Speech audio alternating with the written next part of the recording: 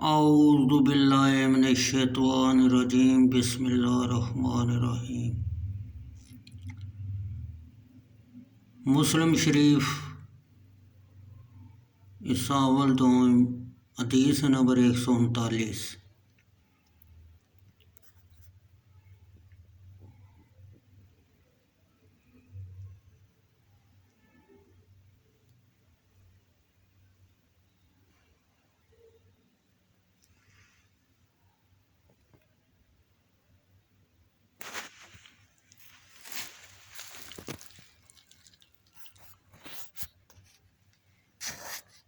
حضرت ابو ہریرہ یا ابو سعید رضی اللہ عنہ سے روایت ہے، یہ شک ہے اعمش رضی اللہ تعالیٰ عنہ کو جو راوی ہے اس حدیث کا، جب غزوہ تبوک کا وقت آیا، تبوک شام میں ایک مقام کا نام ہے، تو لوگوں کو سخت بھوک لگی۔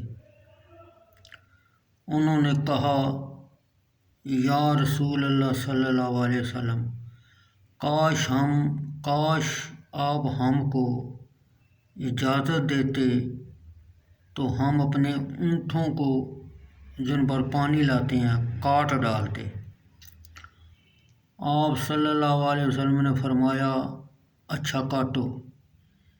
اتنے میں حضرت عمر رضی اللہ تعالیٰ عنہ آئے اور انہوں نے کہا، یا رسول اللہ صلی اللہ علیہ وسلم، اگر ایسا کیجیے گا تو سواریاں کم ہو جائیں گی، لیکن سب لوگوں کو بھلا بھیجیے اور کہیے اپنا اپنا بچا ہوا توشہ لے کر آئیں۔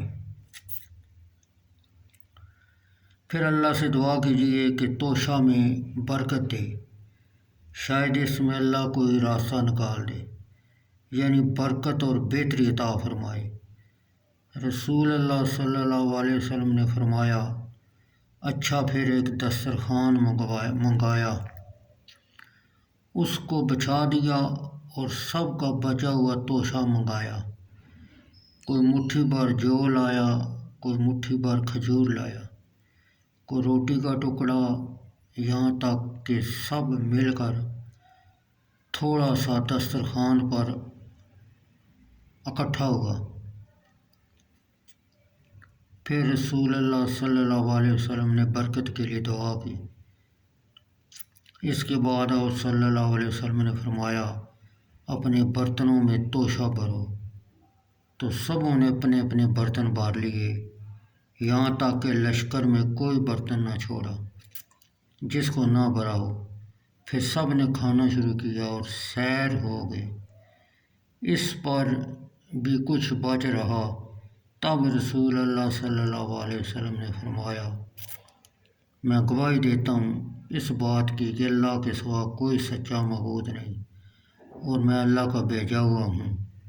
جو شخص ان دونوں باتوں پر یقین کر کے اللہ سے ملے، وہ جنت سے محروم نہ ہوگا۔